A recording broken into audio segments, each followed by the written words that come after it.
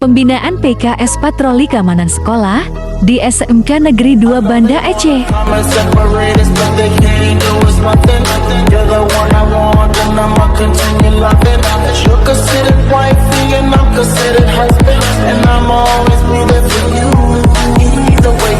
Sambutan Kepala Sekolah SMK 2 Banda Aceh.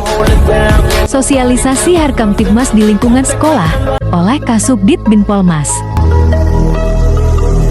Pengenalan 12 gerakan lalu lintas dilanjutkan praktek.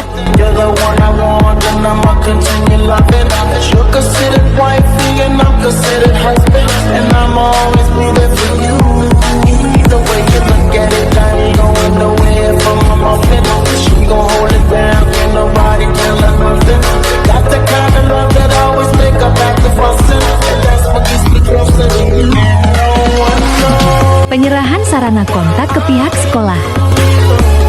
Yal siswa SMK 2 Banda Aceh.